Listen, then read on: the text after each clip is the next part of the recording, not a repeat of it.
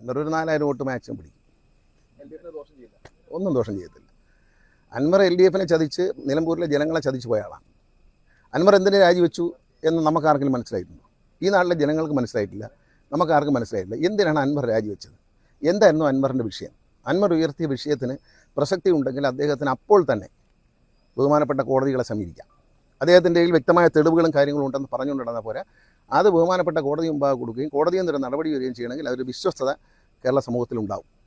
അല്ലാതെ എൻ്റെ കയ്യിൽ അതുണ്ട് ഇതുണ്ടെന്ന് പറയുന്നതല്ല. തെളിവുണ്ടെന്ന് പറയാതെ ആ തെളിവുണ്ടെങ്കിൽ അത് ഒരു നീതിപീഠത്തിന് മുമ്പിൽ ഹാജരാക്കി അതിനുള്ള നടപടി അവിടെ നിന്നുണ്ടാകുമ്പോൾ കേരളത്തിലെ ജനങ്ങൾ സത്യസന്ധമായി വിശ്വസിക്കും.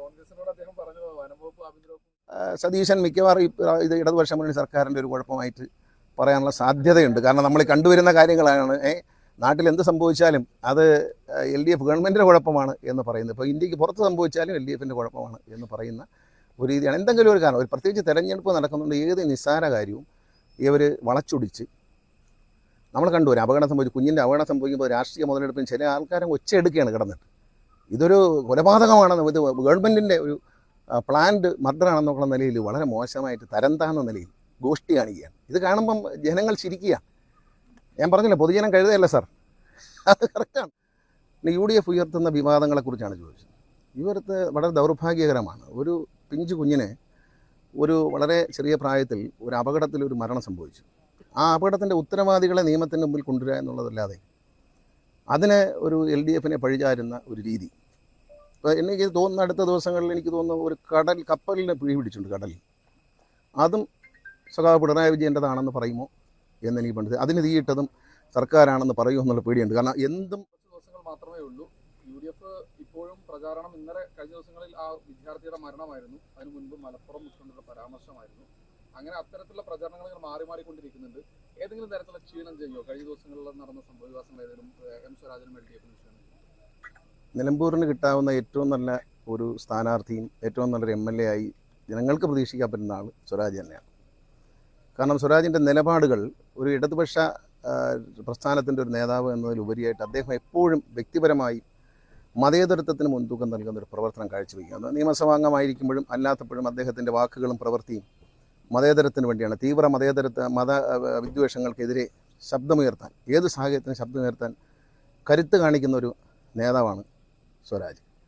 സ്വരാജിനെക്കുറിച്ച് അക്കാര്യത്തിൽ എല്ലാവർക്കും ഒരു മതിപ്പുണ്ട്. കാരണം ഇന്ത്യയുടെ മതേതരത്വം നിലനിർത്തുന്നതിലും വർഗീയ ശക്തികളെ ചെറുക്കുന്നതിലും വ്യക്തിപരമായി തന്നെ വലിയ ത്യാഗങ്ങൾ സഹിക്കുന്ന ഒരു വ്യക്തിയാണ് അദ്ദേഹം. അതിനാർക്കും ഒരു തർക്കമുണ്ടെന്ന് എനിക്ക് തോന്നുന്നില്ല. പിന്നെ UDF ഉയർത്തുന്ന വിവാദങ്ങളെക്കുറിച്ചാണ് ചോദിച്ചത്. ഇവർക്ക് വളരെ ദൗർഭാഗ്യകരമാണ്. ഒരു പിഞ്ചു കുഞ്ഞിനെ ഒരു വളരെ ചെറിയ പ്രായത്തിൽ ഒരു അപകടത്തിൽ ഒരു മരണം സംഭവിച്ചു. ആ അപകടത്തിൻ്റെ ഉത്തരവാദികളെ നിയമത്തിൻ്റെ മുമ്പിൽ കൊണ്ടുവരിക എന്നുള്ളതല്ലാതെ അതിന് ഒരു LDF പഴിചാരുന്ന ഒരു രീതി. ഇപ്പോൾ എനിക്ക് തോന്നുന്ന അടുത്ത ദിവസങ്ങളിൽ എനിക്ക് തോന്നുന്നു ഒരു കപ്പലിനെ പിടിച്ചിട്ടുണ്ട് കടലിൽ. അതും സഖാവ് പിണറായി വിജയൻ്റെതാണെന്ന് പറയുമോ എന്നെനിക്ക് പണ്ട്. അതിന് തീയിട്ടതും സർക്കാരാണെന്ന് പറയുമോ എന്നുള്ള പേടിയുണ്ട്. കാരണം എന്തും പ്രചരണായുധമാക്കുക, വളരെ തരം താഴ്ന്ന തരത്തിലുള്ള കാര്യങ്ങളാണ് പറയുന്നത്.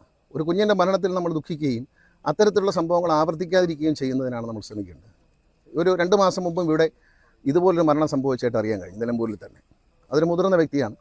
അപ്പോൾ ഇത്തരം അപകടകരമായ കാര്യങ്ങൾ ചെയ്യുന്നവരെ പഞ്ചായത്തും നാട്ടുകാരും ജനപ്രതിനിധികളും വെളിച്ചത്ത് കൊണ്ടുവരികയും നിയമ നടപടികൾക്ക് ഇടയാക്കുകയും ചെയ്യണം. അപ്പോൾ ഈ സംഭവത്തെ സംബന്ധിച്ച് കുഞ്ഞിനെ വൈദ്യാഘാതമേറ്റ് മരിക്കാനിടയായ സംഭവം ഒരു നരഹത്യ തന്നെയാണ്. ആ നരഹത്യക്ക് അത് ചെയ്ത ആൾക്കെതിരെ കേസെടുക്കുകയും നിയമത്തിന് ഈ രാജ്യത്തൊരു നിയമമുണ്ട്, അതനുസരിച്ച് നീങ്ങുകയും ചെയ്യുന്നതാണ് അതിൻ്റെ ശരി.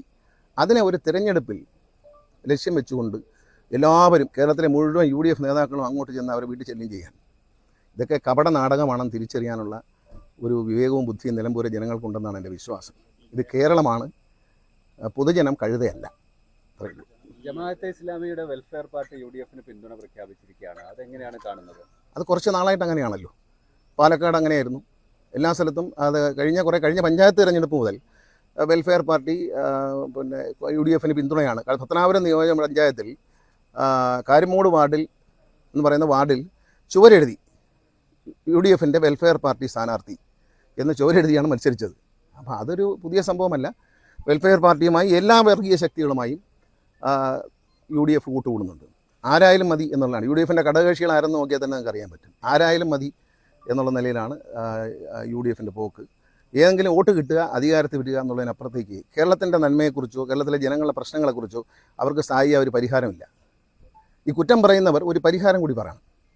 അപ്പോൾ ഞാനൊരു പ്രശ്നത്തെ വിമർശിക്കുകയാണെന്നുണ്ടെങ്കിൽ ആ വിമർശനം എങ്ങനെ പരിഹരിക്കാമെന്നൊരു അഭിപ്രായം കൂടെ പറയണ്ടേ. അല്ലാതെ ഒരു ഏകപക്ഷീയമായ വിമർശനം തിരഞ്ഞെടുപ്പ് വരുമ്പോൾ ഞാൻ പറഞ്ഞില്ലേ, ഇപ്പോൾ കപ്പലിന് തീ പിടിച്ചതും കപ്പലും മറിഞ്ഞതും പോലും ഇടതുപക്ഷ സർക്കാരിൻ്റെ കുഴപ്പമാണ് എന്ന് പറയും.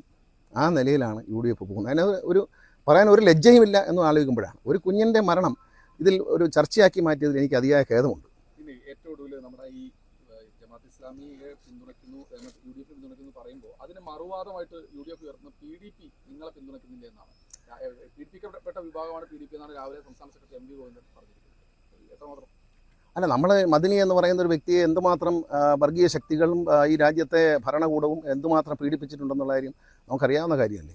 ആ മനുഷ്യനെ ഒരു മനുഷ്യനാണെന്ന് പോലും കരുതാതെ അദ്ദേഹത്തിന് ശാരീരികമായ ബുദ്ധിമുട്ടുകളുള്ളപ്പോഴും വളരെ ക്രൂരമായിട്ടാണ് പെരുമാറിയത്. കർണാടകത്തിലൊക്കെ വളരെ ക്രൂരമായിട്ടാണ് BJP സർക്കാർ അദ്ദേഹത്തോട് പെരുമാറിയത്. അത് തെറ്റാണ്. ഏതൊരു മനുഷ്യനും മനുഷ്യാവകാശമുണ്ട്. അതാണ് ഗോവിന്ദ മാഷത്രേ പറഞ്ഞുള്ളൂ, മനുഷ്യാവകാശ ലംഘനമാണ് മദനിയോട് ചെയ്തിട്ടുള്ളതെന്ന് പണ്ടും ഞാൻ പറഞ്ഞിട്ടുണ്ട്.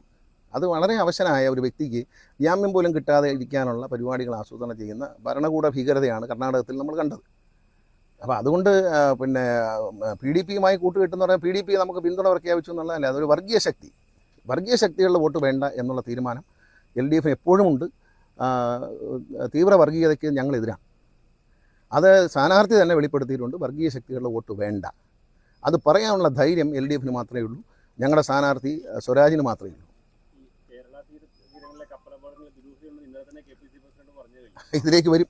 ഞാൻ അറിയാതെ പറഞ്ഞതാണ്, ഞാൻ ആ വാർത്ത കണ്ടില്ല. എങ്കിലും പറഞ്ഞു വരുമ്പോൾ സതീശൻ മിക്കവാറും ഇത് ഇടതുപക്ഷ മുന്നണി സർക്കാരിൻ്റെ ഒരു കുഴപ്പമായിട്ട് പറയാനുള്ള സാധ്യതയുണ്ട്. കാരണം നമ്മൾ കണ്ടുവരുന്ന കാര്യങ്ങളാണ്.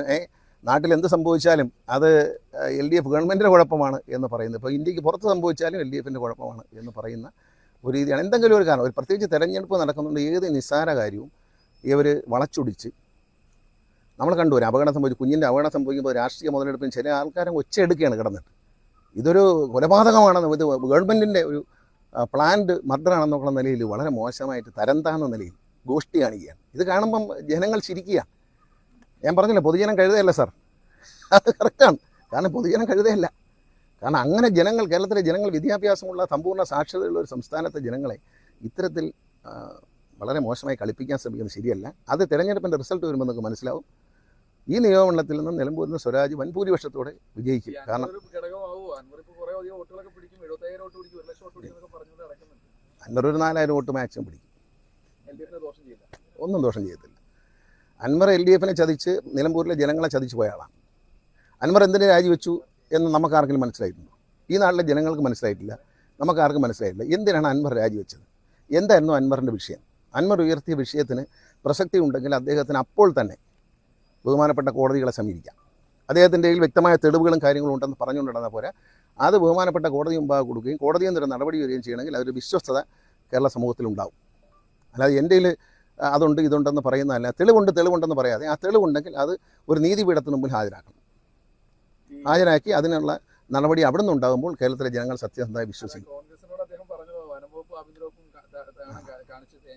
രണ്ടാമത് അദ്ദേഹം പറയുന്നത് 3000 കോടി രൂപ 2 ആളുകളെയും കണക്ക് നോക്കാൻ വേണം, ഞാൻ വനംവകുപ്പിലെ മുഴുവൻ പ്രശ്നം ഞാൻ തീർത്തരാമെന്നൊക്കെയാണ്. ആണോ? അതൊക്കെ എന്തോ ഒരു കുഴപ്പമുണ്ട്, എന്താണെന്ന് മനസ്സിലാവുന്നില്ല. കാരണം ഈ 3000 കോടി രൂപ എന്തിനാ? വനംവകുപ്പിലെ മുഴുവൻ നന്നാക്കാൻ. ഓ ശരി, മതിലിട്ടാനാണ് എല്ലായിടത്തും.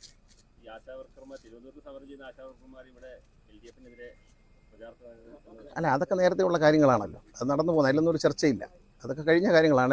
എന്താണ് അതിൻ്റെ സത്യം എന്നുള്ള കാര്യം ആരോഗ്യവകുപ്പ് മന്ത്രിയും മറ്റ് അതുമായി ബന്ധപ്പെട്ട മന്ത്രിമാരും തൊഴിൽ വകുപ്പ് മന്ത്രിയെല്ലാം നിയമസഭയിൽ വളരെ വ്യക്തതയോടെ പറഞ്ഞ കാര്യങ്ങളാണ്. നിയമസഭയിൽ പറയുക എന്ന് പറഞ്ഞാൽ കേരളത്തിലെ ജനങ്ങളോട് ഔദ്യോഗികമായി പറയുന്ന കാര്യങ്ങളാണ്. അതൊക്കെ പറഞ്ഞു കഴിഞ്ഞ കാര്യമാണ്. അതിപ്പോൾ ഇവിടെ ചർച്ച ചെയ്യേണ്ട വിഷയമല്ല. ഈ തെരഞ്ഞെടുപ്പിൽ അതൊരു വിഷയമല്ല. ആ സമരം ചെയ്യുന്നവരല്ലാതെ വേറെ ആശാവർക്കർമാർ കേരളത്തിലുണ്ട്, ബഹുഭൂരിപക്ഷം. അത് മറക്കണ്ട. അക്കാര്യത്തിൽ INTUC പോലും ഗവൺമെൻറ് നിലപാടിന് കൂടെയായിരുന്നു എന്ന് മറക്കരുത്. പിന്നെ ബലം പ്രയോഗിച്ച INTUC-ക്കാരെ പ്രസ്താവന ഇറക്കിക്കാൻ പ്രതിപക്ഷ നേതാവ് ശ്രമിക്കുന്നതല്ലാതെ INTUC പോലും ഗവൺമെൻറ്റിൻ്റെ നിലപാടാണ് ശരിയെന്ന് പറഞ്ഞിട്ടുണ്ട് ഈ സമരത്തിൽ.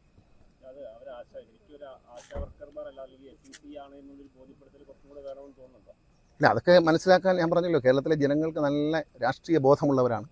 അതൊന്നും ആരും പറഞ്ഞു കൊടുക്കേണ്ട കാര്യമില്ല. അതൊക്കെ കാണുമ്പോൾ മനസ്സിലാവും, അടയാളം ഉണ്ടല്ലോ.